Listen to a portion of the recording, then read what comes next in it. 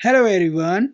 Hope आप सब बहुत अच्छे होंगे दोस्तों इस पावर पीवाईक्यू सीरीज के अंदर हम कंप्लीट कर रहे हैं लास्ट 30 इयर्स ऑफ पीवाईक्यूज, जिसके अंदर हम यूपीएससी सीएससी के क्वेश्चन को सोल्व कर रहे हैं प्लस इसके अंदर हम दोस्तों इस सीरीज के अंदर अदर कॉम्पिटेटिव एग्जाम्स के भी क्वेश्चन सोल्व कर रहे हैं, जैसे आपके पीसीएस एग्जाम्स हो गए और सीएपीएफ और सीडीएस के दोस्तों। ठीक है, तो इस सीरीज के अंदर हम इन सारे एग्जाम्स के last 30 years plus question solve कर रहे हैं विथ क्लैरिटी और विथ लॉजिकल माइंडसेट के साथ दोस्तों। ठीक है, तो इस चीज़ के अंदर सिर्फ क्वेश्चन ही सोल्व नहीं कर रहे हैं, हम लॉजिकल माइंडसेट भी डेवलप कर रहे हैं आपका, जिसके अंदर आप आराम से सारे क्वेश्चन को समझ पाओगे इजीली। ठीक है, और इन क्वेश्चन को समझने के बाद आप इनके आंसर को भी फाइंड आउट कर लोगे बहुत ही इजीली और याद भी कर लोगे। ठीक है दोस्तों, अगर आपको क्वेश्चन समझ में आ रहा है दैट मीन्स कि आपको टॉपिक की अंडरस्टैंडिंग हो रही है। तो इस सीरीज के अंदर हम सारे क्वेश्चन सोल्व कर रहे हैं और देखो दोस्तों, इस सीरीज के अंदर आपको हर क्वेश्चन का ना माइंड में बेस्ट आंसर मिलेगा। तो माइंड में बेस्ट हर क्वेश्चन का मिलने वाला है सीरीज के अंदर। ठीक है, क्योंकि माइंड में मैंने हर क्वेश्चन का तैयार किया है खुद से। और एक बात और, देखो दोस्तों, आपका यूपीएससी प्रीलिम्स एग्जाम नज़दीक आने वाला है 2026 में, और अभी हम सब्जेक्ट कवर कर रहे हैं इस सीरीज के अंदर पावर पीवाई के अंदर, वो है मॉडर्न हिस्ट्री। और मॉडर्न हिस्ट्री के जितने भी पीवाईक्यूज हैं वो अब खत्म होने वाले हैं हमारे। ठीक है, अभी हम आ रखे हैं 1919 से लेके 1947 तक के जितने भी पीवाईक्यूज हैं इन्हें सोल्व कर रहे हैं। तो इन्हें खत्म करने के बाद जो मिसलेनियस टॉपिक्स बचेगा उन क्वेश्चन को सोल्व करने के बाद हमारे मॉडर्न हिस्ट्री के सारे जितने भी क्वेश्चन आए थे तक लास्ट 30 इयर्स में वो हम कंप्लीट कर चुके होंगे। ठीक है, और अगर आपने नहीं कवर किया तो पिछली वीडियोस देख लेना, प्लेलिस्ट बनी पड़ी है पीवाईक्यू की, तो वहाँ से आपको सारी वीडियोस मिल जाएगी। अब देखो दोस्तों, यहाँ पर मैंने आपको ना 2011 से लेके 2025 तक यूपीएससी प्रीलिम्स के अंदर सब्जेक्ट वाइज वेटेज दे रखी है कि भैया आर्ट एंड कल्चर है तो हर साल कितने क्वेश्चन आ रहे हैं इससे। ठीक है, एंशिएंट हिस्ट्री है तो कितने क्वेश्चन आ रहे हैं। ऐसे ही अभी हम जैसे कि भैया अपना कर रहे हैं मॉडर्न हिस्ट्री को, तो मॉडर्न हिस्ट्री का अगर एवरेज देखोगे आप तो 7 क्वेश्चन का है दोस्तों। इवन 2025 के प्रीलिम्स में 7 क्वेश्चन आए हैं। ठीक है, तो एवरेज 7 क्वेश्चन का है कि मतलब 14 मार्क्स आपका मॉडर्न हिस्ट्री से आने वाले हैं, 14 मार्क्स का पेपर। और बहुत ही ईजी है इसके अंदर मॉडर्न हिस्ट्री के अंदर स्कोर करना, क्योंकि कुछ टॉपिक्स हैं जिससे रिपीटेड क्वेश्चन आते हैं और यही है आप इन पीवाईक्यू से सीखने वाले हो दोस्तों। और एक बात और दोस्तों, देखो पीवाईक्यू आपके जो टेस्ट सीरीज होते हैं ना, इससे कई गुना ज़्यादा इंपॉर्टेंट होते हैं, इसका ध्यान रखना हमेशा। ठीक है, टॉपर्स ही बोलते हैं कि पीवाईक्यूज मैंने 15 टाइम्स 16 टाइम्स सॉल्व करे हैं, तो कम से कम आपको 2-3 बार तो सॉल्व करनी ही चाहिए। इवन इस सीरीज में ही अगर आप एक बार सॉल्व कर लोगे दोस्तों तो इतनी आपकी मैं बता रहा हूँ प्रैक्टिस हो जाएगी, इतने आप क्वेश्चन सॉल्व कर लोगे कि आप आराम से प्री का एग्जाम क्वालिफाई कर लोगे। ठीक है, बस इस सीरीज को ना ऑनेस्टली फॉलो कर लेना, ऑनेस्टली इस सीरीज को मैं जैसे जैसे बोल रहा हूँ कर लेना। ठीक है, आपको कॉन्फिडेंस बिल्ड होने वाला है। तो वीडियो को स्टार्ट करते हैं दोस्तों। लास्ट वीडियो के अंदर हमने 1919 से लेकर 1947 तक की जितनी भी यहाँ पे मॉडर्न हिस्ट्री क्वेश्चन आए थे, ठीक है, हिस्ट्री के अंदर, उसके अंदर हमने 35 क्वेश्चन को सोल्व कर लिया था। ठीक है, टोटल क्वेश्चन 76 थे तो उसको हमने 35 तक सोल्व कर लिया था। अब इसके आगे 36 से स्टार्ट करेंगे और इन क्वेश्चन को सोल्व करेंगे। ठीक है, 35 क्वेश्चन था बहुत ईजी। ये डू और डाई का जो स्लोगन दिया था किसने दिया था, तो क्विट इंडिया मूवमेंट के अंदर दिया था महात्मा गांधी जी ने, ये आपको पता है। और क्विट इंडिया मूवमेंट किसके मतलब प्रपोजल आने के बाद जो प्रपोजल फेल हो गया था, ठीक है, इसकी वजह से क्विट इंडिया मूवमेंट आया था, ये भी आपको याद रखना है। ठीक है, तो आपको पता है क्रिप्स मिशन फेल हो गया था 1942 के अंदर, इसकी वजह से गांधी जी लॉन्च करना चाहते थे क्विट इंडिया मूवमेंट को, और ये लॉन्च भी कर देते हैं। और यहीं भी क्विट इंडिया मूवमेंट लॉन्च होने के बाद, पास होने के बाद, ये डू और डाई का स्लोगन भी देते हैं दोस्तों। चले अब क्वेश्चन नंबर 36 से अब इसको हम स्टार्ट करते हैं। Question number 36, in the individual satyagraha Vinoba Bhave was chosen as the first सत्याग्रही, वो was the second। अब देखो दोस्तों, क्वेश्चन टिपिकल नहीं है, बट देखो हमारा काम सिर्फ पीवाईक्यू को सोल्व करना नहीं है। यहाँ बोला है इंडिविजुअल सत्याग्रह के बारे में, तो याद करो कि ये इंडिविजुअल सत्याग्रह कौन सी ईयर में लॉन्च हुआ था और क्यों हुआ था, इसका कोज याद करो, है ना। और ये भी याद करो दोस्तों कि विनोबा भावे यहाँ पर बोल दिया गया है कि फर्स्ट सत्याग्रही थे, तो यहाँ पर पूछा सेकंड कौन थे, मैं तो बोल रहा हूँ थर्ड भी याद रखो, है ना। तो फर्स्ट तो आपके विनोबा भावे हो गए, सेकंड इसमें देखो कौन होगा। तो एक बात बताओ, सी राजा गोपालचारी होंगे या नहीं होंगे, ये याद करने की कोशिश करो। और सरदार वल्लभ भाई पटेल होंगे या नहीं होंगे, डॉक्टर राजेंद्र प्रसाद होंगे या नहीं होंगे, ये भी याद करने की कोशिश करो। हाँ, मुझे इतना पता है कि भैया विनोबा भावे फर्स्ट थे और सेकंड थे पंडित जवाहरलाल नेहरू। थर्ड कौन थे दोस्तों, तो थर्ड थे आपके ब्रह्मदत्त। ठीक है, ब्रह्मदत्त आपके थर्ड थे। ठीक है, जो इंडिविजुअल सत्याग्रह स्टार्ट करते हैं हम कि भैया WW2 चल रहा है, दैट मीन्स कि वर्ल्ड वॉर 2 चल रहा है, और इसके अंदर बिना इंडियंस के कंसल्टेशन के, ठीक है, बिना इंडियंस के जो INC मेंबर्स हैं, ठीक है, जो स्टेट प्रिंसली जो स्टेट्स के अंदर स्टेट गवर्नमेंट चल रही है, उनके बिना आपके सहमति के या फिर एडवाइस के जो वायसराय है इंडिया का, उसने एंट्री मार दी वर्ल्ड वॉर 2 के अंदर, है ना। तो इसके प्रोटेस्ट के अंदर इंडिविजुअल सत्याग्रह जो है इंडियंस या फिर बोल सकते हो INC लॉन्च करती है ना। तो इसका मैं आपको माइंड मैप भी दिखा देता हूँ। क्वेश्चन नंबर 30 को, second satyagraha in the individual satyagraha, तो वो था जवाहरलाल नेहरू, ठीक है। अब इसके अंदर देखो वैल्यू एडिशन करना बहुत जरूरी है। फर्स्ट आपके विनोबा भावे हो गए जो 17 अक्टूबर को जो है ज्वाइन करते हैं इंडिविजुअल सत्याग्रह को। फिर सेकंड आपके जवाहरलाल नेहरू हो गए, और थर्ड हो गए ब्रह्मदत्त, ठीक है। अब देखो वैल्यू एडिशन क्या है कि भाई ये जो प्रोटेस्ट हुआ था, ठीक है, मतलब ये जो इंडिविजुअल सत्याग्रह है आपका अगेंस्ट किसके लिए हुआ था, वर्ल्ड वॉर 2 के एंट्री के लिए, ठीक है, कि आपने इंडियन को फोर्स कर दिया entry to the world war 2, ठीक है। तो ये मोरल प्रोटेस्ट था अगेंस्ट द वॉर, ठीक है, विदाउट कंसल्टेशन सिलेक्टेड इंडिविजुअल्स, ठीक है। तो इसके लिए था। अच्छा एक बात और, भाई वर्ल्ड वॉर 2 के अंदर जो अलाइड पावर्स थी उसको भी याद करो कि अलाइड पावर्स कौन कौन थी, है ना। और ये सारे अलाइड पावर्स किसके किसके कौन से कंट्री था उस टाइम पे, ठीक है, नाजी नाजी जर्मनी, ठीक है। इसका रूलर याद करो कौन था, ठीक है। तो इसके आइडियोलॉजी याद करो कौन था। क्यों बोल रहा हूँ, देखो क्योंकि यहाँ पर गांधी जी ने क्या बताया था, याद करो कि गांधी जी ये बोले थे कि नाजी जर्मनी सही नहीं है, ठीक है। तो मैं ऐसा देखूँ कि मैं यहाँ पे ब्रिटिश का साथ तो दूंगा क्योंकि नाजी जर्मनी सही नहीं है, लेकिन हाँ मैं इनका वर्ल्ड वॉर 2 के अंदर इसके साथ ही दूंगा क्योंकि ये हमें फ्रीडम दें, क्योंकि कॉलोनियल गवर्नमेंट है और ये हमारे पर राज कर रहे हैं। तो ये भी गलत है और गलत नाजी जर्मनी वाले भी हैं, लेकिन इसमें ज़्यादा गलत मतलब गांधी जी बोलते हैं नाजी नाजी जर्मनी वाला है, ठीक है, हिटलर है, वो जूस के ऊपर अत्याचार कर रहा है, ये सब वगैरह, है ना।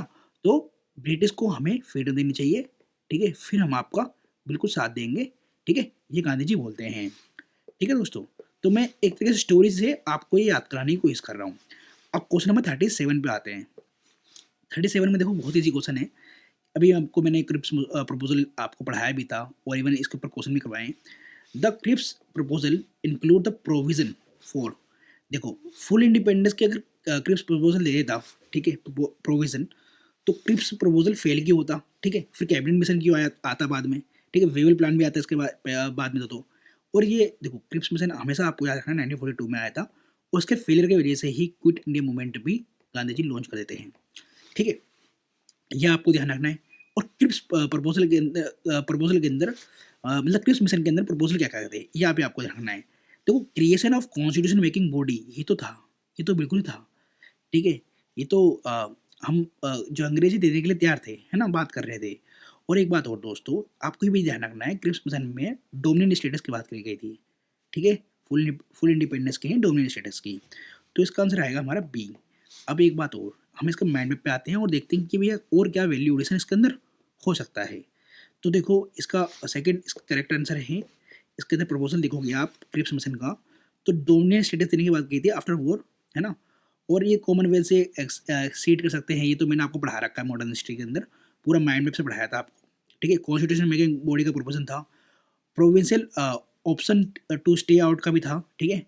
और एक बात और दोस्तों, देखो आपको ये याद रखना है क्रिप्स मिशन आया कौन से ईयर में था, ये बिल्कुल याद रखना है क्योंकि क्रोनोलॉजी के ऊपर पीसीएस वगैरह में क्वेश्चन आ जाते हैं, तो बिल्कुल याद रखना है। 1940 में कौन सा मिशन आया था, 1942 में कौन सा आया था, 1945 में कौन सा आया था, और 1946 में कौन सा आया था, ये आपको बिल्कुल याद रखना है दोस्तों, ठीक है। चलो अब आगे, और एक बात और इसके बीच में ये भी ध्यान रखना है कि क्विट इंडिया मूवमेंट कब लॉन्च हुआ, ठीक है, इंडिविजुअल सत्याग्रह कब लॉन्च हुआ ये भी याद रखना है, इंडियन नेवल मीटिंग कभी हुई ये भी याद रखना है, ठीक है। चलो हाँ, क्वेश्चन नंबर 38 फैक्चुअल क्वेश्चन है बहुत ज़्यादा। इसमें बोला गया है कि वो of the following prime ministers sent Cripps mission to the India, prime minister नहीं होगा यहाँ, प्राइम मिनिस्टर होना चाहिए, है ना। तो प्राइम मिनिस्टर कौन था जिसने क्रिप्स मिशन भेजा था इंडिया के अंदर।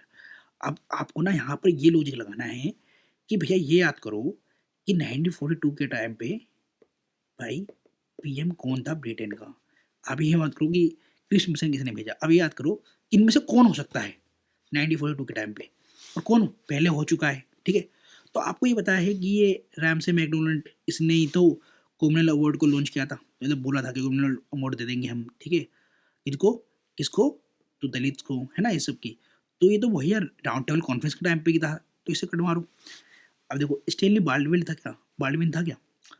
तो इसे याद करना पड़ेगा। लेकिन हाँ, मैंने आपको बता रखा था विंस्टन चर्चिल ये ये चाहता था कि भैया इंडियंस को ना हम ज़्यादा जो है राइट्स ना दें, ज़्यादा फ्रीडम ना दें, बट ये मजबूर था। क्यों? क्योंकि वर्ल्ड वॉर सेकेंड के अंदर इसको इंडियंस का सपोर्ट चाहिए था, ठीक है, इसलिए तो क्रिप्स मिशन भेजा जाता है ना। तो विजन चर्चिल था इसका। तो क्वेश्चन नंबर 38 का हम माइंड मैप देखेंगे अब। तो 38 के अंदर हम क्या इसके अंदर वैल्यू एडिशन कर सकते हैं? तो देखो विंस्टन चर्चिल था उस टाइम में पीएम, है ना, और यही चाहता है कि इंडियन का कॉपरेशन मिल जाए हमें वर्ल्ड वॉर सेकेंड के अंदर। और एक बात और मैंने आपको पढ़ाया भी था कि इसी नहीं, ठीक है, विंस्टन चर्चिल नहीं, गांधी जी को बोला था हाफ नेक्ड फकीर, ठीक है, हाफ नेक्ड फकीर गांधी जी को इसी ने बोला था। तो ऐसे भी क्वेश्चन आ सकता है कि कौन सा पीएम था यूके का जिसने गांधी जी को ये बोला था, ऐसे भी करके आ सकता है, ठीक है। तो इस चीज़ का ध्यान रखना। तो विंस्टन चर्चिल कंजर्वेटिव पीएम था 1940 से लेकर 1945 तक, और इसी ने ही स्टेफन क्रिप्स को भेजा था, ठीक है, इंडिया के अंदर इंडिया का सपोर्ट देने के लिए, इंडिया का सपोर्ट लेने के लिए। अब देखो क्वेश्चन नंबर 38 इसने बोला during the Indian freedom struggle who of the following raised an army called free Indian legion, ठीक है जी, फ्री इंडियन लीजन की बात कर रहा है, वो इंडियन फ्रीडम स्ट्रगल की बात कर रहा है, किसने करा? देखो यहाँ पर ना एलिमिनेशन मेथड बहुत आराम से लग सकता है। देखो लाला हरदयाल आपको पता कितनी फेमस पर्सनालिटी गदर पार्टी से, कितनी बार क्वेश्चन आ गया है ना गदर पार्टी से। रास बिहारी बोस भी खुद गदर पार्टी से थे, ये आपको पता होना चाहिए। ये थे जो जापान में चले गए थे, ये भी याद करो 1915 में जापान निकल गए थे। फिर ये याद करो इन्होंने जापान में टोक्यो करके कोई टोक्यो करके इन्होंने कोई कॉन्फ्रेंस भी लॉन्च किया था, ठीक है, कॉन्फ्रेंस या बोल सकते हो ग्रुप भी इसने इन्होंने लॉन्च किया था, ठीक है, हाउस भी, मतलब टोक्यो हाउस भी करके जो इंडियंस के लिए वहाँ पर उन्होंने ऑर्गेनाइज किया था। और सुभाष चंद्र बोस के बारे में तो आपको ये भी पता होना चाहिए कि इन्होंने भैया ये रास बिहारी बोस से कमांड ली थी, किसकी? आईएनए की, इंडियन नेशनल आर्मी की, ठीक है। वीडी सावरकर, याद ध्यान रखो दोस्तों, वीडी सावरकर तो बहुत पुरानी पर्सनालिटी है इन तीनों से, ठीक है, बहुत पुरानी पर्सनालिटी हैं इन तीनों से ही। और ये भी पता होना चाहिए वीडी सावरकर जो है 1857 के वॉर के ऊपर ही बुक भी लिखते हैं, ठीक है। चलो, तो ये तो बहुत पुरानी पर्सनालिटी है, तो यही भी कट मारो। और इन दोनों का आपने कर दिया है, तो इसका आंसर होना चाहिए क्या? सुभाष चंद्र बोस, ठीक है। बाकी हम देख लेते हैं 39 का माइंड मैप। तो 39 का माइंड मैप ये यस, सुभाष चंद्र बोस, ठीक है। मैंने कहा लाला हरदयाल आपकी गदर पार्टी से, ये भी गदर पार्टी से, और ये जापान में चले जाते हैं, ये भी याद रखना है आपको। और इन्हीं का ही ना कंस्पिरेसी केस में नाम भी आता है, याद करो कौन सा वाला, कौन से वायसराय के ऊपर बॉम्ब अटैक हुआ था, याद करो, ठीक है। और वीडी सावरकर तो बिल्कुल कहते हैं ना। तो फ्री इंडियन लीजन जो है 1941 में लॉन्च किया था, ऑर्गेनाइज किया था किसने? सुभाष चंद्र बोस ने। ध्यान रखना दोस्तों, ये थोड़ा और वैल्यू एडिशन है जो आपको पढ़ना चाहिए यहाँ से, यहीं से ही, ठीक है। चलो आगे बढ़ते हैं क्वेश्चन नंबर 40। देखो मैं दोस्तों अब इससे भी ज़्यादा ना स्लो नहीं करा सकता, क्योंकि हमें क्वेश्चन ज़्यादा सॉल्व करने हैं, ठीक है।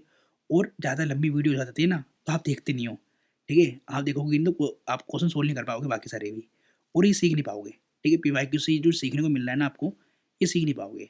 इसलिए मैं थोड़ा जो है ना, थोड़ा जो है बैलेंस बना के चल रहा हूँ, ज़्यादा फास्ट भी नहीं और है ना ज़्यादा स्लो भी नहीं। तो क्वेश्चन नंबर 40 पे आते हैं। Consider the following statements. यहाँ पर बोला है असर ने दे रखा है ए पे कि कांग्रेस मिनिस्ट्री ने in all the provinces resign कर देते हैं इन द ईयर ऑफ 1939। मैंने आपको पढ़ा रखा है क्यों करते हैं, है ना।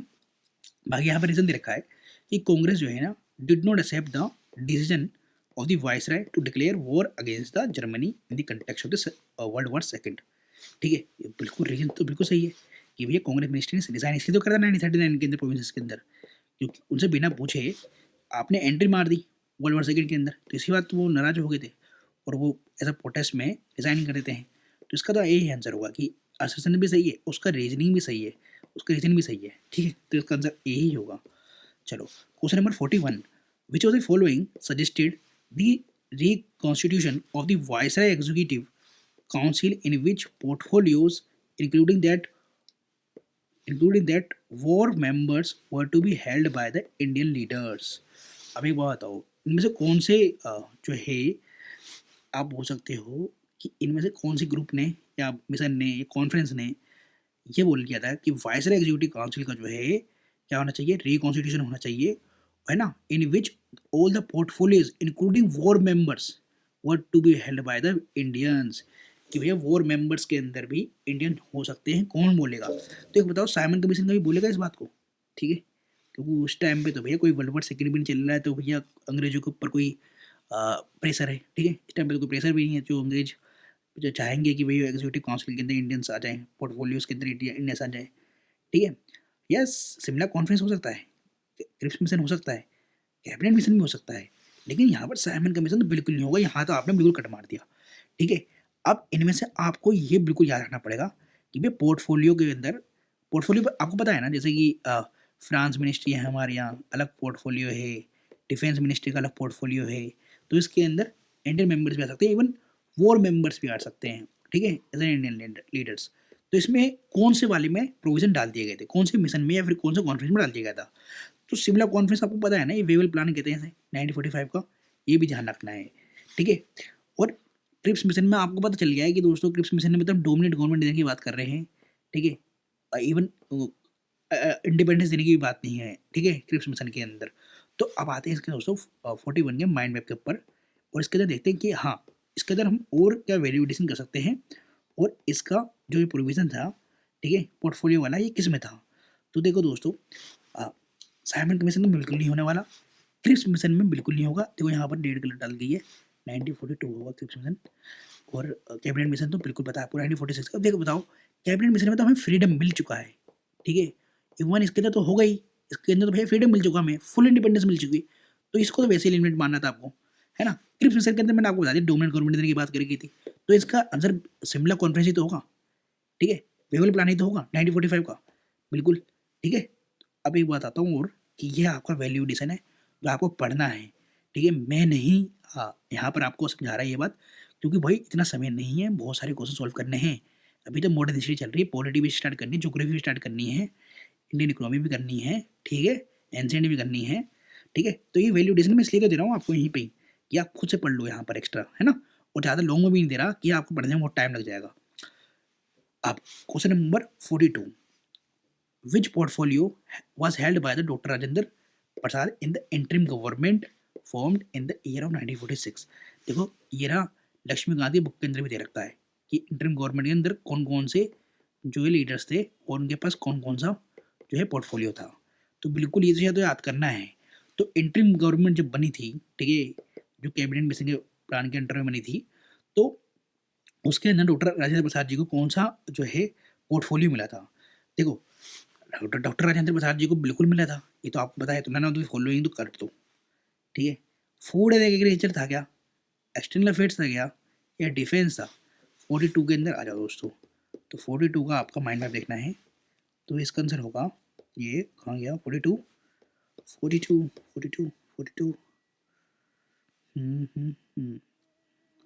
ये रहा फूड एंड एग्रीकल्चर, ठीक है।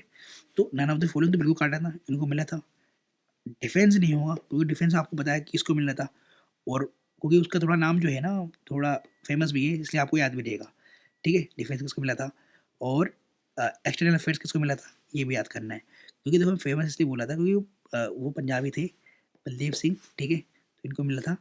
और एक्सटर्नल अफेयर्स जवाहरलाल नेहरू जी ने खुद लिया था अपने पास, और डॉक्टर राजेंद्र प्रसाद जी को मिलता है food and agriculture portfolio in the interim government, जो 2 अक्टूबर 1946 को इंटरिम गवर्नमेंट बनती है, ठीक है दोस्तों। ये ध्यान रखना, इंटरिम गवर्नमेंट के अंदर की पोर्टफोलियोज, प्राइम मिनिस्टर कौन बनता है, Jawaharlal Nehru, home minister Sardar Patel, defence Baldev Singh, finance Liaquat Ali Khan, food and Rajendra Prasad, और this was the India first national government with both Congress and Muslim League, ये भी ध्यान रखना, ठीक है। चलो अब आगे बढ़ते हैं। Who among the following was president of the Indian National Congress when the resolution of पूर्ण स्वराज was passed? इतना इजी क्वेश्चन कितनी बार करा चुका हूँ, ठीक है। तो भैया जवाहरलाल नेहरू है, 1929 में हुआ था लाहौर सेशन। ठीक है, चलो आगे क्वेश्चन नंबर 44। अच्छा कितना ईजी है, करेक्टली मैच करना है। तो आपको पता है कि जो चंपारण सत्याग्रह चल रहा था तो उसमें राजेंद्र प्रसाद साथ थे गांधी जी के। ठीक है, और जब आपने वन को टिक मार दिया कि हाँ वन करेक्ट है, तो भैया बी वाला काटो ना, बी वन में तो वन है ही नहीं। ठीक है, और इसमें करेक्ट ही तो पूछा है शायद। Yes correct answer. तो चंपारण में राजेंद्र प्रसाद जी थे, ये तो बिल्कुल ठीक है। खेड़ा में वल्लभ भाई पटेल थे, बिल्कुल आपको याद करना है। खेड़ा में था, खेड़े वल्लभ भाई पटेल जी को तो गांधी जी भेजते कहते जाओ क्या ट्रूथ है ये जान कर आओ। ठीक है, क्या ग्राउंड रियलिटी है ये जान कर आओ, फिर मैं इनके पास आऊँगा, इनके जो ग्रीवेंसेस हुए इसके लिए मैं फाइट लड़ूंगा। ठीक है, थर्ड भी सही है। तो जहाँ 1 और 3 है वो तो सही है, तो 1 और 2 वाला भी को भी काटो। तो आप आगे 50-50 वाले पे, तो इसको तो करना ही करना है। ठीक है, सी और डी पे इसे करना ही करना है। एक बात बताओ, मोरारजी देसाई अहमदाबाद मिल वर्कर्स में कहाँ से आ गए? आपको पता है मोरारजी देसाई आज़ाद भारत के प्राइम मिनिस्टर भी थे। ठीक है, तो सेकंड काटोगे यार तो आंसर आ गया सी। अब इसका 44 का एक बार हम देख लेते हैं माइंड मैप। ठीक है भाई, चलो 44 तो बिल्कुल मोरारजी देसाई वाला गलत है, और बाकी आपका 1 और 3 सही है। ठीक है, और मैंने आपको ये समझा भी दिया दोस्तों, है ना। चलो आगे बढ़ते हैं क्वेश्चन नंबर 45 पे। हाँ, Lord Mountbatten was a viceroy when the Simla Conference took place। एक बात बताओ, सिमला कॉन्फ्रेंस आया था आपका 1945 में, 1945 में। तो क्या उस टाइम पे वायसराय जो है क्या कहते हैं माउंटबेटन था? मैंने आपको बताया था सिमला कॉन्फ्रेंस को वेवल प्लान भी कहते हैं। तो वेवल था कौन यहाँ पर? वेवल वायसराय तो था। तो ए वन तो काट दो, बिल्कुल काट दो। जब वन काटोगे तो आप 50-50 पे आ गए फिर से। अब देखो सेकंड वाला बोल रहा है कि इंडियन नेवी रिवोल्ट जो है 1946 में जो हुआ था, when the Indian sailors in the Royal Indian Navy at Bombay Karachi rose against the government। बिल्कुल बात सही है, यही तो था जनरल क्वेश्चन है। तो इसका आंसर बी हो गया 45 का बी। अब इसका देख लेते हैं एक बार। देखो बी वाला सही है। ठीक है, जो आरएनआई थी हमारे royal and naval Indian mutiny जो हुई थी, ठीक है, वो लार्जेस्ट आर्म फोर्सेस रिविलियन था। इसके अंदर 20,000 सेलियर्स थे, 878 शिप्स जो है इसके अंदर अफेक्टेड होती हैं। और ये दोस्तों मैंने आपको नोट्स के अंदर प्रोवाइड कर रखा है अपने मॉडर्न हिस्ट्री के अंदर। ठीक है, क्योंकि मेरे सारे नोट्स जो है ना सब पीवाईक्यू बेस्ड है। ठीक है, मैं नोट्स बनाते ही इसी तरीके से हूँ कि एग्जामिनर का माइंडसेट समझ कर, है ना। चलो तो ये ध्यान रखना, मेरे नोट्स से आप रिवीजन कर सकते हो, अच्छे से हो जाएगा रिवीजन। तो हमारे सेकंड सही है इसके अंदर। Question number 46। In October 1920, who among the following headed a group of Indians gathered at Tashkent। ठीक है जी, ताशकंद के अंदर ग्रुप ऑफ इंडियंस गैदर होते हैं to setup communist party of India. एक बात आओ दोस्तों, अब मॉडर्न मॉडर्न हिस्ट्री छोड़ दो, पॉलिटी के अंदर लक्ष्मीकांत के अंदर भी आप ये पढ़ते हो कि भैया कम्युनिस्ट पार्टी ऑफ इंडिया का जो है जो लीडर था बोल सकते हो या फाउंडर था, वो कौन थे? एम एन रॉय जी थे। ठीक है, और यही ताशकंद में जाके इसकी स्थापना भी करते हैं। तो इसका आंसर आ गया।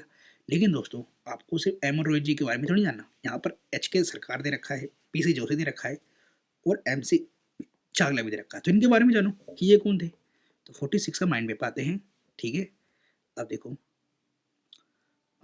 एच के जो सरकार है ये स्टेट कहीं से भी नहीं है, सीबीआई की फंडिंग से। ठीक है, लेकिन हाँ ये थे हमारे first general secretary of CBI. कौन? ठीक है, कौन थे भैया बताओ जरा? पीसी जोशी, ये ध्यान है, general secretary of PCI, but in 1935, है ना, नॉट फाउंडर इन 1920। ठीक है, फाउंडर में नहीं है, जनरल सेक्रेटरी रह चुके हैं 1935 के अंदर। कौन? पीसी जोशी, ये ध्यान रखना। और क्या कहते हैं तुम्हारा आंसर आपको पता ही है कि एम एन रॉय है। ठीक है, एम एन रॉय इन्होंने ही फाउंड किया था। ठीक है, कम्युनिस्ट पार्टी ऑफ इंडिया को ताशकंद के अंदर अक्टूबर 1920 को। ठीक है, और ये एम सी चांगला कौन थे? तो एम सी चांगला थे चीफ जस्टिस। ठीक है, डिप्लोमेट थे, नॉट कम्युनिस्ट लीडर थे, ये ध्यान रखना। चलो चलो आगे बढ़ो। Question number 47। Eight which Congress session was the working committee authorized to launch program a program of civil disobedience। ठीक है, तो सिविल डिसोबीडियंस मूवमेंट लॉन्च करने के लिए कौन से मतलब सेशन के अंदर कांग्रेस के जो है दे दिया जाता है इसको क्या? ऑथराइजेशन। तो आपको पता है दोस्तों कि त्रिपुरा तो बिल्कुल नहीं होने वाला, है ना, और लखनऊ नहीं होने वाला। क्यों? आपको पता है कि 1929 के अंदर लाहौर सेशन हुआ है। लाहौर सेशन के अंदर प्रेसिडेंटशिप जो है अंडर द जवाहरलाल नेहरू है, और जवाहरलाल नेहरू यहाँ पर पूर्ण स्वराज का जो रेजोल्यूशन पास करा देते हैं और ये भी बोलते हैं कि देखो भाई ऐसे ना ये जो अंग्रेजी है ना ये मानने वाले नहीं है, ठीक है। इन्होंने साइमन कमीशन वापस नहीं लिया। अब राउंड टेबल कॉन्फ्रेंस की बात हो रही है, तो गांधी जी को बोलते हैं कि भैया चलो आप ना आप बोल रहे थे ना सिविल मूवमेंट लॉन्च करने के लिए, ठीक है हम आपको ऑथराइजेशन दे रहे हैं, चलो आगे बढ़ो आप। तो लाहौर सेशन 1929 के अंदर ये बोला गया था, ठीक है। चलो question number 48, consider the following statements. In the first round table conference doctor Ambedkar demanded separate electrode for the depress classes. अब देखो यहाँ पर करेक्ट पूछा गया है ना। In the Pune Pact, special provisions for representation of the depressed people in local bodies and civil services were made. अरे वाह। The Indian National Congress did not take part in the third round table conference. ये तो बिल्कुल ठीक है। आपको पता है कि आईएनसी ने सिर्फ और सिर्फ सेकेंड राउंड टेबल कॉन्फ्रेंस को जो है उसके अंदर पार्टिसिपेट किया था। फर्स्ट वाले में भी नहीं किया था और थर्ड वाले में भी नहीं किया था। फर्स्ट वाले में तो सिविल डिसोसिएशन मूवमेंट चल रहा था, ठीक है। उसके बाद गांधी जी का जो है इरविन के साथ पैक्ट होता है, देन वो सेकंड वाला ज्वाइन करते हैं। थर्ड वाले को बाइकआउट कराया जाता है, क्यों? क्योंकि वही सेपरेट रूट देने की बात हो रही थी, किसको? डिप्रेस क्लासेस को। तो इसलिए थर्ड वाला बाइकआउट कर देते हैं गांधी जी, है ना। फिर उसके बाद पूना पैक्ट होता है, ठीक है। पूना पैक्ट के अंदर ये बात होती है कि भैया डिप्रेस क्लासेस की जो सेपरेट अलॉट की जो डिमांड है जो अम्बेडकर जो उठा रहे हैं वो वापस ले लेंगे अपना, ठीक है। चलो तो पूना पैक्ट ध्यान रखना। और एक बात और ध्यान रखना, गांधी जी के बिहार पे पूरा पैक्ट किसने करा था? तो उस टाइम के जो आईएनसी के प्रेसिडेंट होंगे वही करेंगे, और वो थे मदन मोहन मालवीय, ठीक है। तो ये सब चीज़ें याद रखना है। तो अब आते हैं अपने माइंड ऐप के ऊपर, देखते हैं और क्या वैल्यूडेशन हो सकता है। 48, तो 48 ये देखो। तो फर्स्ट राउंड टेबल कॉन्फ्रेंस जो है 1930 से स्टार्ट हुआ था और 1931 तक चला था, और अम्बेडकर ने डिमांड कर दी थी सेपरेट की फॉर प्रेस क्लासेस के लिए। तो आपका फर्स्ट वाला करेक्ट है एंड सेकेंड वाला भी करेक्ट है, ठीक है। क्योंकि पूना पैक्ट के अंदर बात हो जाती है कि भैया डिप्रेस क्लासेस के लिए अब सेपरेट नहीं होगा, रिजर्व सीट्स होंगी जनरल कॉन्स्टिट्यूंसी में, लोकल बॉडीज़ के अंदर। इवन एजुकेशनल ग्रांट दिया जाएगा डिप्रेस क्लासेस को, और फेयर रिप्रेजेंटेशन दिया जाएगा पब्लिक सर्विसेज के अंदर। थर्ड आर्टिकल का होता था आपका नवंबर से दिसंबर 1932 के अंदर, जिसके अंदर कांग्रेस बाइकआउट कर देती है इसे, और 46 डेलीगेट्स इसे ज्वाइन करते हैं ऑल ओवर इंडिया। बहुत कम डेलीगेट्स होते हैं, मेनली फ्रॉम प्रिंसली स्टेट्स और माइनॉरिटी कम्युनिटीज होते हैं, ठीक है। तो क्वेश्चन नंबर आपका 48 भी हो गया। 49, in which of the following provinces was a Congress ministry not formed under the act of 1935। अब देखो दोस्तों, आपको पता है कि एक्ट ऑफ 1935 के अंदर बोलते क्या है कि प्रिंसली वो जो प्रिंसली बोल रहा हूँ, सॉरी, प्रोविंसेस गवर्नमेंट होंगी उनको थोड़ी ऑटोनॉमी दे दी जाएगी, ठीक है। ऑटोनॉमी दे दी जाएगी प्रोविंसेस गवर्नमेंट को, और इलेक्शन होंगे। तो आपको पता है कि 1939 के अंदर कांग्रेस मिनिस्ट्री जो है रिजाइन कर देती है, तो वो इसी के अंदर इलेक्शन होता है, उसके अंदर ही रिजाइन करते हैं 1939 के अंदर। लेकिन यहाँ पर क्वेश्चन ये है कि कांग्रेस जो है गवर्नमेंट फॉर्म नहीं कर पाती कौन से स्टेट के अंदर इसमें से। अब देखो दोस्तों, आपको पता है भैया वहाँ नहीं कर पाएगी जहाँ पर मेजोरिटी के अंदर मुस्लिम्स हैं, ठीक है, वहाँ नहीं कर पाएगी। और बताओ मुस्लिम्स जो है कौन से वाले स्टेट में सबसे ज़्यादा है? पंजाब में, नॉर्थ वेस्ट में, ठीक है। अब ये वाला पंजाब नहीं है, ये इंडिया वाला पंजाब नहीं है, ये पाकिस्तान वाला पंजाब था, है ना। तो पाकिस्तान पहले पंजाब बहुत बड़ा था, है ना। चलो तो इसका आंसर डी होगा। चलो question number 50, on the eve of the launch of the quit India movement, ठीक है, 1942। हाँ, quit India movement Mahatma Gandhi के बारे में बताया गया है कि इसमें से कौन सा करेक्ट है। महात्मा गांधी ने क्या बोला था? महात्मा गांधी ने ये बोला था कि ask the government servants to resign, ये बोला था सोल्जर्स को कि भैया अपनी पोस्ट छोड़ दो। और ये बोला था कि प्रिंसेस को और प्रिंसेस स्टेट्स को कि to accept the sovereignty of the people. ये देखो बिल्कुल जनरल है कि गांधी जी ये बात बोलेंगे कि जो प्रिंसेस स्टेट्स है कि भैया उनको अगर सोवरेनिटी चाहिए तो पीपल की लो, ना कि जो है ब्रिटेन से लो। थर्ड वाला तो बिल्कुल सही है, लेकिन यहाँ पर क्या बोला है कि सर्वेंट्स को बोलते रिजाइन ही कर दो। भाई सारे सर्वेंट रिजाइन कैसे कर देंगे गवर्नमेंट सर्वेंट्स? यार बोलते सोल्जर्स को कि अपनी पोस्ट ही लीव कर दो। भैया ये नहीं बोला था, गांधी जी ने बोला था कि भैया आप गोली नहीं चलाओगे, ठीक है, वायलेंस का इस्तेमाल नहीं करोगे। जो है जो मूवमेंट के अंदर पार्टिसिपेट कर रहे हैं जनरल पब्लिक उनके खिलाफ, है ना, ये बोला था गांधी जी ने। तो गांधी जी का इंस्ट्रक्शन देख लेते हैं कि क्या बोला था। तो 8 अगस्त 1942 को स्पीच देते हैं गांधी जी और बोलते हैं डू और डाई, कॉल टू नेशन। और बोलते हैं कि भैया स्टूडेंट्स को बोलते हैं कि आप लीव कर सकते हो स्टडीज तो कर दो अगर कॉन्फिडेंट हो तो। ऑफिसर्स को बोलते हैं रिजाइन मत करो बट डिक्लेयर एलिजियंस, ठीक है। एलिजियंस मतलब कि आप खिलाफ हो गवर्नमेंट के, है ना। और सोल्जर्स को बोलते हैं कि ओबे कर दो ऑर्डर्स को एक्सेप्ट अगेंस्ट द इंडियन। अगर इंडियन से बात आता है तो उसके जो खिलाफ में कोई एक्शन मत लेना। और प्रिंसेस को बोलते हैं कि सपोर्ट द पीपल और एंड abdicate द अथॉरिटी, ठीक है। और प्रेसिडेंट को बोलते हैं don't pay late revenue if possible, ठीक है। चलो, और उसके अगले दिन ही जो है कांग्रेस वर्किंग कमेटी के जितने मेंबर्स हैं और गांधी जी को अरेस्ट कर लिया जाता है, ठीक है। तो फिर प्रोटेस्ट और ज़्यादा बढ़ जाता है ना। चलो, हमारा क्वेश्चन नंबर 50 भी हो गया, ठीक है दोस्तों। तो फर्स्ट एंड सेकंड गलत था आपका, फर्स्ट और सेकंड गलत था, तो आंसर आपका थर्ड ओनली होगा। अब विच party was founded by the Subhash Chandra Bose in the year 1939। देखो 39 के अंदर ध्यान रखना, सुभाष चंद्र बोस जी 2 बार, ठीक है, 2 बार आईएनसी के प्रेसिडेंट बन चुके हैं, है ना। और इनकी गांधी जी से थोड़ी जो है आइडियोलॉजिकल वॉर चल रही थी। गांधी जी नाराज चल रहे थे सुभाष चंद्र बोस से क्योंकि इनके रेडिकल आइडियाज थे बहुत ज़्यादा, ठीक है। और अब पता भी है आज़ाद हिंद फौज लेके आ जाते हैं ये, ठीक है। वही ये देखो यहाँ पर लिखा हुआ है ना, ये इंग्लिश में से आईएनए बोलने के लिए आते हैं, जापान से उठा के यहाँ पर, है ना, सिंगापुर से। तो आ, तो इसके बाद कौन सी पार्टी फॉर्म करी थी जब उन्होंने कांग्रेस से रिजाइन कर दिया था, ठीक है। और अंडर द कांग्रेस ही करा था, ठीक है। जैसे प्रेसिडेंट वो रिजाइन कर देते हैं तो कौन सी करे थे, सबको पता है, फॉरवर्ड ब्लॉक। फॉरवर्ड ब्लॉक पता है, ये आगे की बात करा, फॉरवर्ड आगे की बात है ना। चलो 52, विच of the following statement is correct, correct पूछा गया है। तो मैं डी वाला ऑप्शन में आता हूँ, the constitution of India was adopted, देखो अडोप्टेड बोला 26 जनवरी 1950, आपको पता है ये इलेक्टेड होगा। अडोप्टेड तो 1949 को हुआ था, ठीक है, 1949 को हुआ था, वो भी 26 नवंबर को हुआ था, ठीक है, जनवरी को नहीं, ठीक है। तो ये हमारा रिपब्लिक डे में मनाते हैं हम किस दिन, इस दिन। और इस दिन ये इम्पोर्टेंट इसलिए है क्योंकि हिस्ट्री में 26 जनवरी की इम्पोर्टेंस है, क्यों, पूर्ण स्वराज के रिलीजन से, जो कि आपका लाहौर सेशन में हुआ था, ठीक है। चलो, तो ये तो गलत हो गया।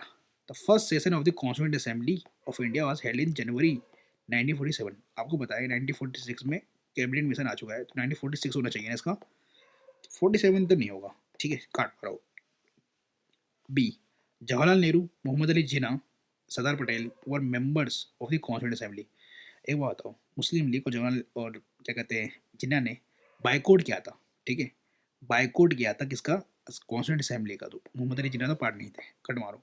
तो बचा ए, तो इसका अंदर ए सही है। Constituent assembly of India was elected by the provincial assemblies in the year of 1946, बिल्कुल बात सही है। प्रोविंशियल असेंबली बोला, प्रिंसली स्टेट्स नहीं बोल, ध्यान रखना, प्रिंसली स्टेट के अंदर नॉमिनेट आते थे, ठीक है। और प्रिंसली स्टेट्स ने भी बाइकआउट किया था ये। तो जो प्रिंसली स्टेट्स के जो मेंबर्स थे वो कॉन्स्टिट्यूंट असेंबली के अंदर पार्टिसिपेट लेते ही नहीं है। तो 52 का ना यहाँ पर थोड़ा और वैल्यू एडिशन करेंगे दोस्तों। मैं क्यों बोल रहा हूँ, देखो दिखाता हूँ मैं आपको। यहाँ पर आपको ये भी ध्यान रखना है टोटल मेंबर्स कितने हैं, तो 389, ठीक है। 292 इलेक्टेड होंगे, ठीक है, 93 प्रिंस स्टेट से, और 4 जो होंगे वो चीफ कमिश्नर प्रोविंस से होंगे, ठीक है। जो कि आपको पता है ना, आपका दिल्ली था, ये सब थे, है ना। और ड्राफ्टिंग कमेटी के चेयरमैन कौन थे, बी आर अम्बेडकर, ठीक है, इस चीज़ का ध्यान रखना। प्रेसिडेंट कौन थे, तो राजेंद्र प्रसाद थे, ड्राफ्ट जो कॉन्स्टिट्यूंट असेंबली के, ठीक है। और फर्स्ट मीटिंग कब होती है, तो 1946 में होती है, दिसंबर में, ठीक है। वहाँ पर देखा था 1947 जनवरी में, है ना। और ऑब्जेक्टिव रेजोल्यूशन आपको पता है ना, नेहरू जी पास करा लेकर आते हैं 13 दिसंबर 1946 के अंदर, ठीक है। तो ये ध्यान रखना दोस्तों। अब आगे बढ़ते हैं। During the Indian freedom struggle who among the following proposed that Swaraj should be defined as a complete independence free from all foreign controls. अब ध्यान रखना दोस्तों, इसमें बोला गया है कि फ्रीडम स्ट्रगल के टाइम पे किसने डिफाइन किया था कि जो कंप्लीट इंडिपेंडेंस है वो क्या है, तो वो free from all foreign controls है।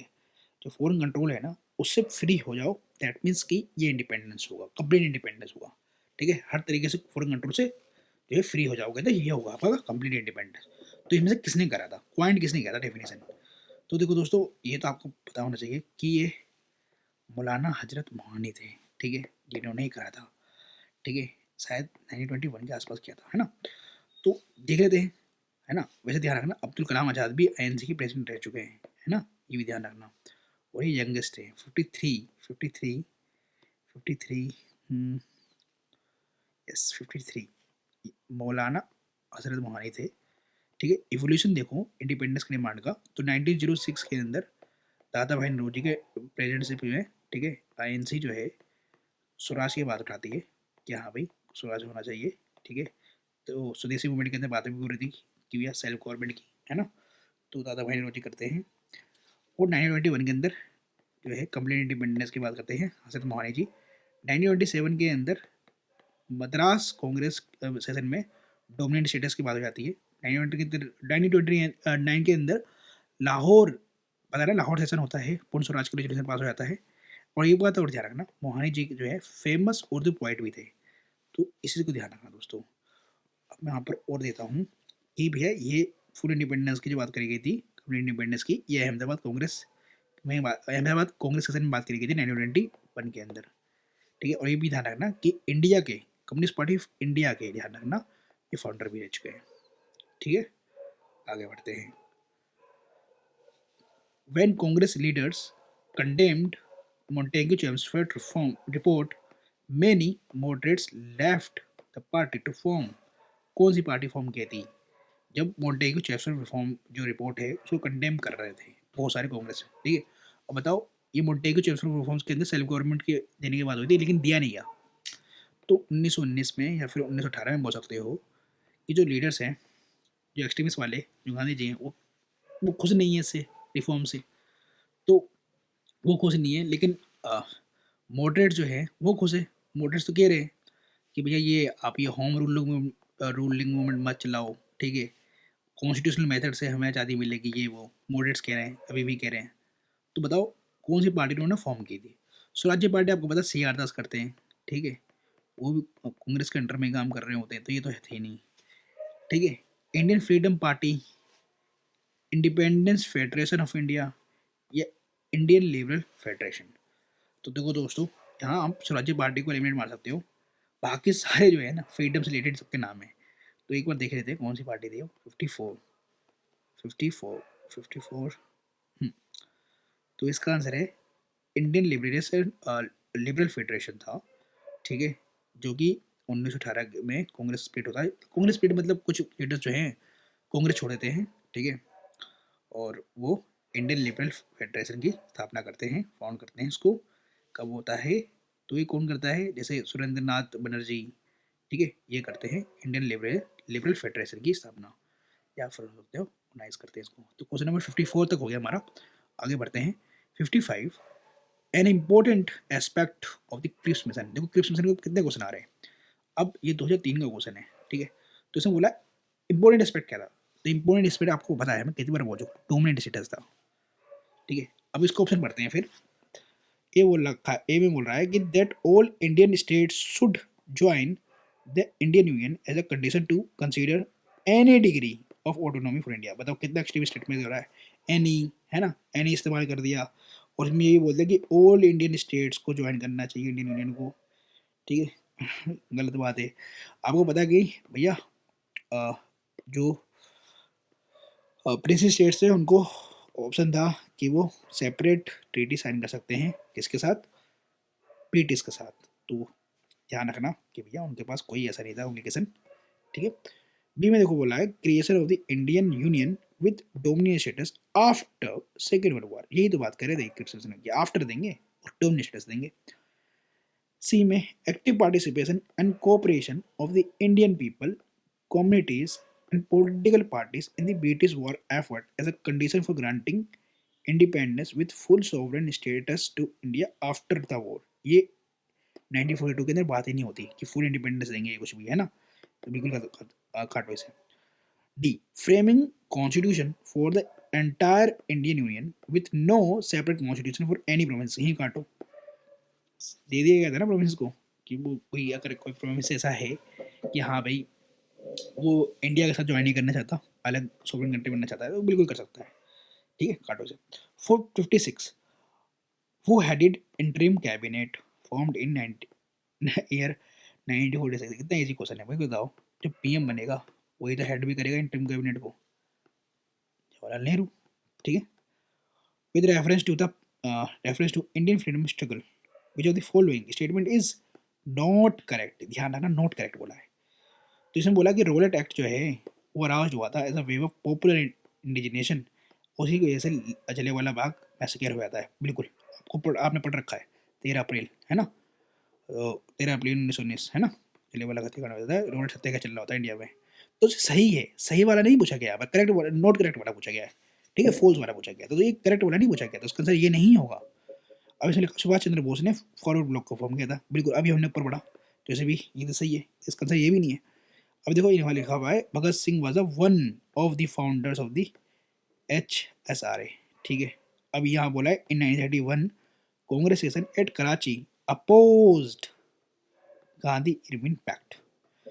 अब आपको पता है कि भैया भगत सिंह ही थे जिन्होंने HRA को, जो हिंदुस्तान रिपब्लिक एसोसिएशन था, उसको HSRA करते हैं, सोशलिस्ट वर्ड्स जोड़ते हैं, तो ठीक है, तो वन ऑफ द बोला है तो बिल्कुल सही है, दैट मीन्स के तीनों ही सही है, तो बचा ये डी।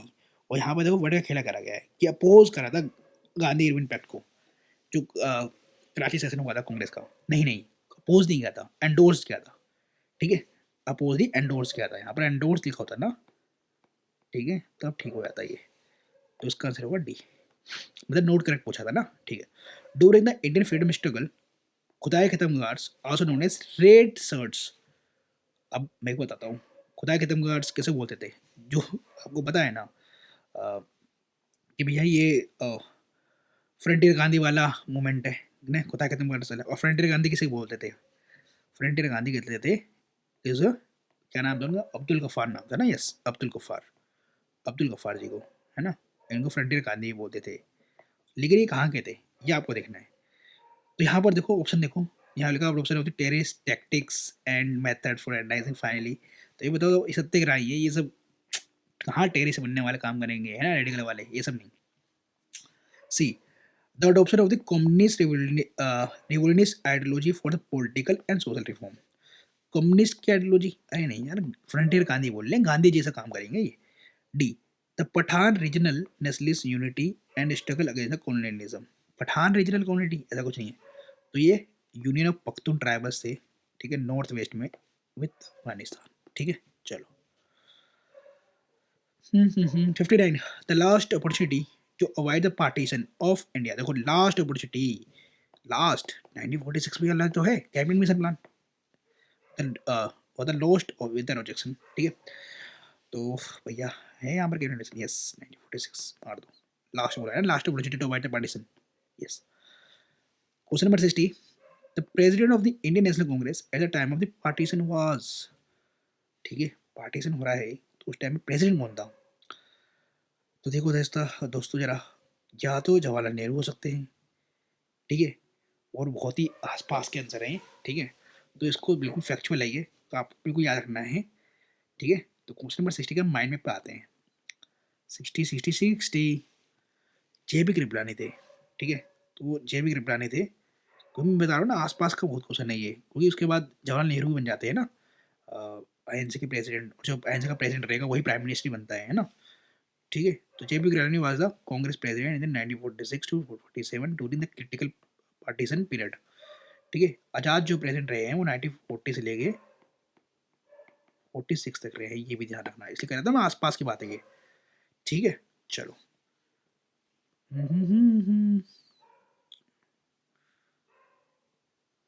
अभी भी ध्यान रखना कि ये कृपलानी जी लेटर फाउंड करते हैं किसान मजदूर प्रजा पार्टी को, इम्पोर्टेंट है, ध्यान रखना दोस्तों, और 1947 रिजाइन कर देते हैं, ठीक है। चलो question number 61 in this stance we could not play off the Mohammedans against the Hindus, to which of the following events did this remark of Aitchison relate. देखो दोस्तों इसमें बात जो बोली गई है कि इस समय इन दिस टांस हम जो है ना प्ले नहीं कर सकते ऐसा गेम जो कि मोहम्मदियंस अगेंस्ट हो जाए हिंदूज के। तो बताओ कौन सा टाइम पीरियड होगा जहाँ पर हिंदू मुस्लिम की यूनिटी आपको देखने को मिली सबसे ज़्यादा। तो पता है ना आपको, खिलाफत एंड नॉन कॉपरेशन मूवमेंट के टाइम पे इवन खिलाफत कमेटी के प्रेसिडेंट बने पड़े कौन, गांधी जी, ठीक है। एक मुस्लिम कमेटी है उसके अंदर एक हिंदू लीडर बना पड़ा है, तो यही होगा बिल्कुल इसका आंसर। अगस्त मूवमेंट तो होगा नहीं, रिवोल्ट ऑफ 1857 होगा नहीं, चंपारण सत्याग्रह होगा नहीं, है ना। 62 the Balkan plan for fragmentation of India was a brain child किसका था, बालकन प्लान करने का कि भैया फ्रेगमेंट कर दो इंडिया को टुकड़े टुकड़ों के अंदर, तो माउंटबेटन का था ये, ठीक है, इसी का ध्यान रखना। माउंटबेटन ही था, वाइसरॉय बनता है लास्ट, ठीक है, ब्रिटिश वाइसरॉय होता है ये, ठीक है, तो इस चीज़ का ध्यान रखना, माउंटबेटन था। एक बात और ध्यान रखना दोस्तों कि बाल्कन कौन है ये बाल्कन कंट्रीज हैं, ठीक है, यूरोप के अंदर जो ऑटोमन एम्पायर से टूट के बनते हैं, और जो बनते हैं ना, है ना, बाल्कन स्टेट, तो ये एक दूसरे से ही लड़ाई करने लगते हैं। तो यही सोच कर कि भैया इंडिया को इतने टुकड़े में कर दो कि ये एक दूसरे से लड़ाई करना स्टार्ट कर दें, ठीक है, तो ये माउंटबेटन का प्लान था करने का। लेकिन जब ये ऐसा कोई प्लान निकलता है तो कांग्रेस कांग्रेस एवं लीग दोनों ही खिलाफ हो जाते हैं, है ना, अपोज करते हैं, फिर से वापस करना पड़ता है सब। 63 as an alternative to the partition of India, alternative बोला partition of India, Gandhi ji suggest to Mountbatten that, भैया माउंटबेटन को कहा गांधी जी ने कि भैया आप ना पार्टीशन ऑफ इंडिया मत करो। तो गांधी जी ने क्या करा, गांधी जी ने क्या सजेस्ट किया था माउंटबेटन को, तो उसने बोला है invite the army to take over the some time. भैया ये बोलेंगे मतलब गांधी जी कि भैया आर्मी को ले आओ और टेक ओवर करो, ऐसा कुछ बोलेंगे गांधी जी का कि ना, invite Nehru Jinnah to form government together, ठीक है, invite Jinnah to form the government, postpone granting the independence. बताओ क्या हुआ तो लगा गांधी जी ने माउंटबेटन को 63 का एक बार माइंड मैप देख लेते हैं, ठीक है ठीक है ठीक है, ये देखो, तो बोला था भैया कि गांधी जी बोलना चाह रहे थे ना थोड़ा कि हिंदू मुस्लिम की जो है पार्टीशन की बात हो रही है, कम्युनल राइट वगैरह ना हो, तो जिन्ना को ही दे दो ऑफर कि भैया तुम एक काम करो, तुम बन जाओ, गवर्नमेंट बना लो तुम, है ना, तो जिन्ना को इनवाइट करने की बात करते हैं गांधी जी, ठीक है, तो Gandhi desperate alternative offer Jinnah the prime ministership of the United India, ठीक है, गांधी जी बोलते हैं कि भाई तुम प्राइम मिनिस्टर बन जाओ, अगर तुम्हें ऐसा लगता है ना कि तुम्हारे लिए कोई माइनॉरिटीज़ के जो राइट्स है वो दब जाएंगे तो तुम ही बन जाओ, ठीक है, the minority prime minister of India, ठीक है, ये प्रपोजल देते हैं गांधी जी, ठीक है, किसको, आ जिना को, है ना, तो इसका आंसर क्या होगा, B. 64 which Indian nationalist leader looked upon a war between Germany and Britain as a godsend opportunity which could which would enable Indians to exploit the situation to their advantage। एक बात बताओ, world war second चल रही है, ठीक है, और ये आर्मी, ठीक है, रिवोल्ट, इस टाइम पे कौन बात कर सकता है इसकी, जवाहरलाल नेहरू करेंगे, नो, ये तो कांग्रेस के थे बहुत एक्टिव है, और ये करेंगे एम एन सारे राजगुरु करेंगे, आईने को कौन लेकर पहुंचा था, सुभाष चंद्र बोस के लेकर पहुंचे थे, ये तो जर्मनी पहुंच गए थे, इन्हीं की तो वाइफ यूरोप की है ना, तो सुभाष चंद्र बोस आंसर, इजी। आगे बढ़ते हैं दोस्तों। 65 Lord Linlithgow described the August movement of 1942। August movement ध्यान रखना, क्विट इंडिया मूवमेंट की बात हो रही है, ठीक है, क्योंकि 7 अगस्त को पास होता है ना वो, as the most serious rebellion since sepoy mutiny, ठीक है, मोस्ट सीरियस रिबेलियन है ऐसा सिंस सिपोई मुटनी जो आपकी 1857 में हुई थी, ठीक है, क्या रीजन क्या है इसका, there was a massive upsurge of the peasantry in certain areas. एक बात बताओ, मैसिव जो है जो किसान है वो आ गए थे, ठीक है, सर्टेन एरियाज के अंदर अपराइजिंग बढ़ गई थी ज़्यादा, जिसकी वजह से और ज़्यादा ये वॉलेंट हो गया, ठीक है, रिबेलियन हो गया, तो इसका लग रहा है नहीं कि हाँ इसका कोज सही है, यही होना चाहिए। देखते हैं 65 का, तो पहला स्टेटमेंट तो बिल्कुल ठीक है, पता चल रहा है, सेकंड भी ठीक ही है ना, और इसका रीज़न भी सही है ना। चलो आगे बढ़ते हैं दोस्तों। 66 it made its proposal in May, ठीक है, मई में, it still wanted a united India, there was to be federal union compose the British provinces, the above quotation is related to. अब ये बताओ साइमन कमीशन तो होगा नहीं, ये तो 1927 की बात कर रहा है, साइमन कमीशन मतलब, है ना, लेकिन हमारा तो बात है कि हम बात कर रहे हैं फेडरल यूनियन बनाने की, उसके अंदर ब्रिटिश प्रोविंसेस भी होंगे, ठीक है, तो कौन था, कैबिनेट मिशन होगा, गांधी इरविन का पैक्ट होगा, मतलब गांधी इरविन का पैक्ट के अंदर तो ये बात हुई नहीं थी, तो बताया क्रिप्स मिशन या तो कैबिनेट मिशन, और फेडरल यूनियन की बात जो है मेनली जो है कैबिनेट मिशन में बात हुई थी, याद है ना आपको। 66 का हम एक बार माइंड में देख लेते हैं, तो यस कैबिनेट मिशन, ठीक है, तो कैबिनेट मिशन प्लान की फीचर क्या था कि भी पहले ग्रुप ए बी सी में जो है भारत को जो है डिवाइड करो, डिवाइड मतलब इनको क्या कहते हैं कैटेगराइज करो, डिवाइड नहीं, कैटेगराइज करो, ठीक है। और इसके हिसाब से हम फेडरल बनाएंगे एक, ठीक है, इन तीनों का। तो ये बात करी गई थी कैबिनेट मुसलमान के अंदर, ठीक है। 67 when the Indian Muslim League was inducted into interim government in 1946, Liaquat Ali Khan was assigned to the portfolio। देखो ये सब भूल जाओ कि ऊपर क्या लिखा हुआ है, ठीक है। देखो कि मतलब मुस्लिम लीग पहले जो है बाइकआउट करती है कॉन्स्टिट्यूशन असेंबली को, फिर बाद में ज्वाइन करती है। तो लियाकत अली खान को कौन सा पोर्टफोलियो दिया गया था? अभी मैंने आपको पढ़ाया था कि इंटरिम गवर्नमेंट में किसको कौन सा पोर्टफोलियो दिया गया था। पता है आपको कि डिफेंस के अंदर तो एक पंजाबी है, ठीक है, बलदेव सिंह करके है ना, और होम के अंदर सरदार पटेल जी हैं, फॉरेन अफेयर्स में खुद जवाहरलाल नेहरू हैं। तो बचा फिनांस दिया गया था लियाकत अली खान को, ठीक है।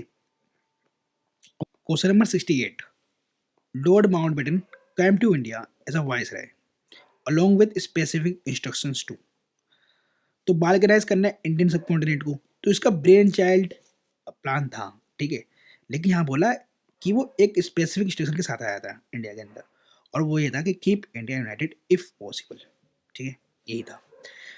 अब जीना का डिमांड फॉर पाकिस्तान इसके लिए तो आया नहीं था वो, ठीक है, और persuade the Congress to accept the partition इसके लिए भी नहीं था, ठीक है।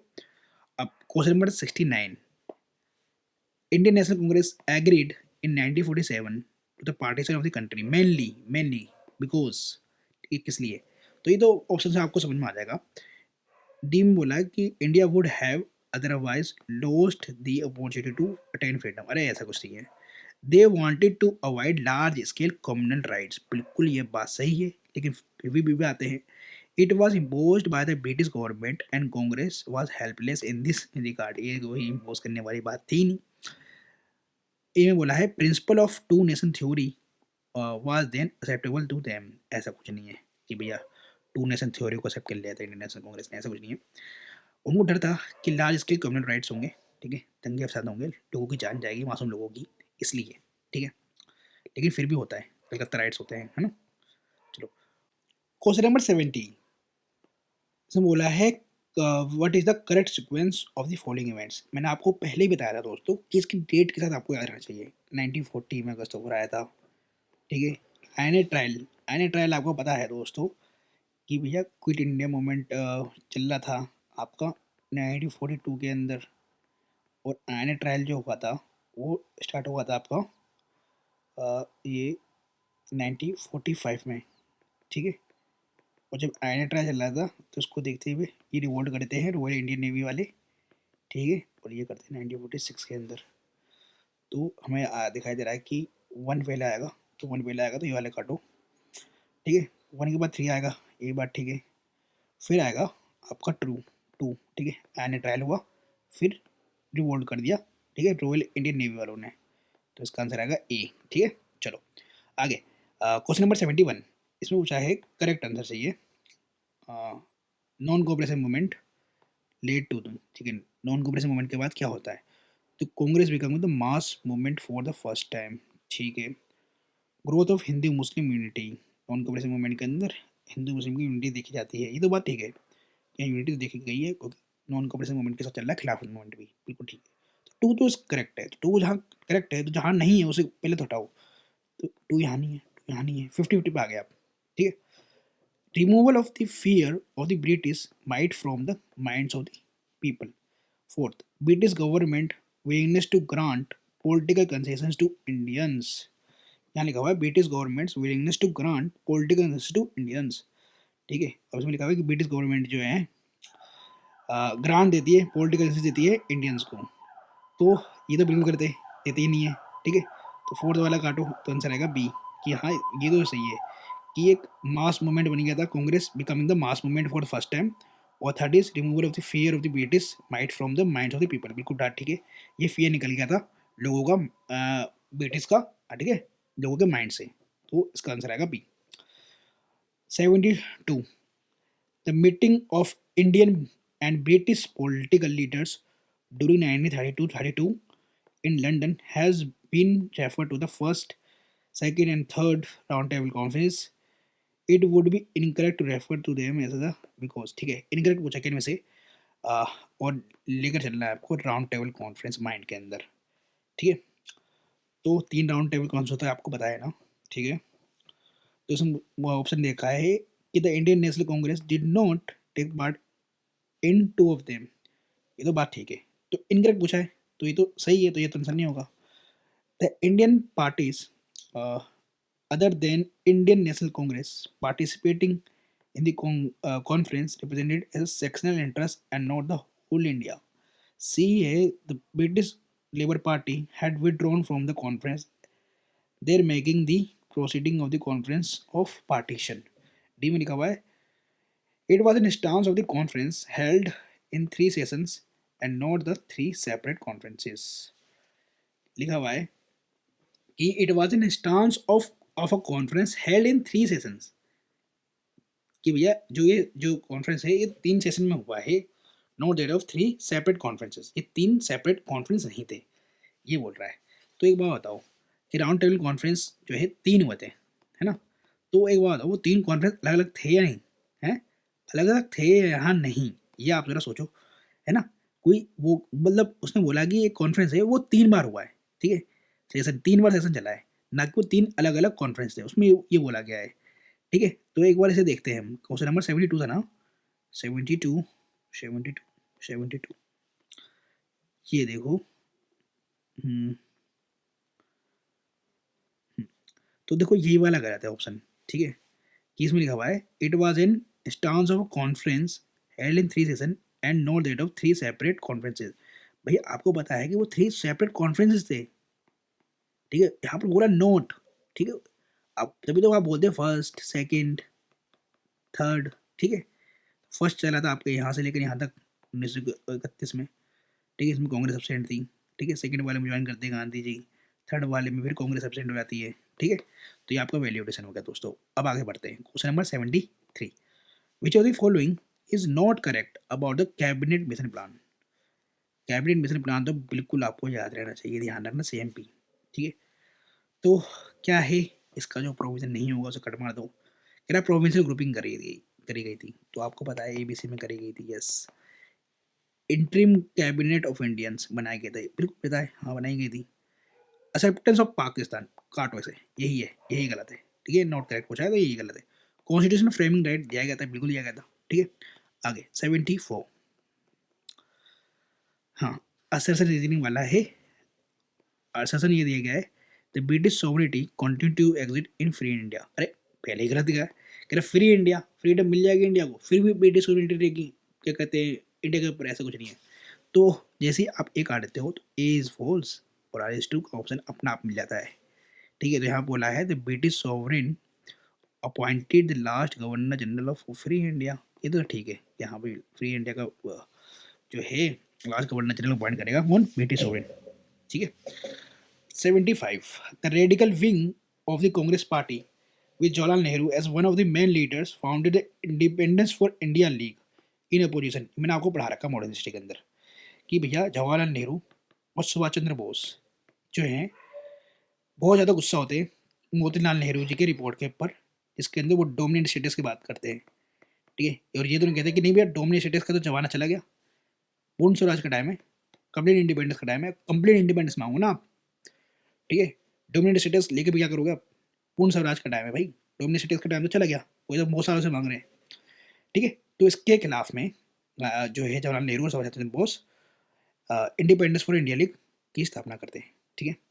तो बताओ दोस्तों कौन सा था वो, नेहरू रिपोर्ट, जो मोतीलाल नेहरू जी कहते हैं, है ना, जो ब्रिकन हेड का चैलेंज एक्सेप्ट कर लेते हैं। Which of the following were the main objectives of the Khilafat movement. Khilafat movement का मेन ऑब्जेक्टिव क्या था, to rouse anti British feeling among the Muslim of India, to reform Muslim society. भाई Muslim society को reform करने के लिए खिलाफत movement क्यों करेंगे, वो तो ब्रिटिश के खिलाफ है ना। To demand separate electrodes and preserve the Khilafat. अरे सेपरेट इलेक्ट्रोड तो उनको मिल चुका है मुस्लिम्स को, क्या डिमांड, अब ये खिलाफत मूवमेंट की सेपरेट इलेक्ट्रोड की बात करेंगे, उनको तो 1909 में ही मिल गया है ना, अब तो 1919 की बात चल रही है। To save the Ottoman Empire and preserve the Khilafat, बिल्कुल बात ठीक है। इनका जो खलीफा था उसकी जो पोजीशन थी उसको रीस्टोर करने के लिए खिलाफत मूवमेंट स्टार्ट करते हैं। तो 2 और 3 तो गलत है, 2 और 3 काटो, 2 3 काटो, फोर्थ इज करेक्ट, तो आपको आंसर मिल गया कि हाँ भाई 1 तो भाई है, टू रोज द एंटीबीटीज feeling among the Muslim India. तो हमारा 76 भी हो गया। अब इसके साथ हमारे यूपीएससी के सारे क्वेश्चन कंप्लीट हो गए 1919 से लेके 1947 तक। अब जो बचे हैं क्वेश्चन वो हैं पीसीएस के और सीएपीएफ सीडीएस के इस टॉपिक के अंदर, ठीक, इस टॉपिक के अंदर सीएपीएफ सीडीएस के, जो कि मैं सेवरल वीडियो के अंदर कराऊंगा, ठीक है, क्योंकि मैं यूपीएससी सबसे पहले कवर करना चाहता हूँ। मैं चाहता हूँ दोस्तों कि आपके पहले यूपीएससी के सारे क्वेश्चन कंप्लीट हो जाए मॉडर्न हिस्ट्री के लास्ट 30 ईयर्स के, फिर हम सीडीएस के भी क्वेश्चन करेंगे, ठीक है, और सीएपीएफ के भी करेंगे दोस्तों, क्योंकि ये जो है ना इनका लेवल थोड़ा अच्छा होता है। और पीसीएस के आप लगाओगे क्वेश्चन, मैं क्वेश्चन दे दूंगा आपको, प्रोवाइड कर दूंगा, ठीक है, पीडीएफ प्रोवाइड कर दूंगा टेलीग्राम चैनल पर, ठीक है, इसके आप लगाओगे, बाकी सीडीएस और सीएपीएफ में मैं लगा कर दूंगा आपको, ठीक है दोस्तों। तो नेक्स्ट वीडियो के अंदर मिलते हैं, अभी के लिए इतना ही है। अगर आपको कोई भी डाउट हो तो आप मेरे से बेझिझक पूछ सकते हो, ठीक है दोस्तों। और देखो अभी बजता है रात के बज रहे हैं 2:21, ठीक है, ये रात के टाइम है, तो इस टाइम में वीडियो रिकॉर्ड कर रहा हूँ, ठीक है। तो भाई मैंने मेहनत कर रहा हूँ, आप भी कर सकते हो, ठीक है। तो नेक्स्ट वीडियो के अंदर मिलते हैं, अभी के लिए इतना ही, बाय।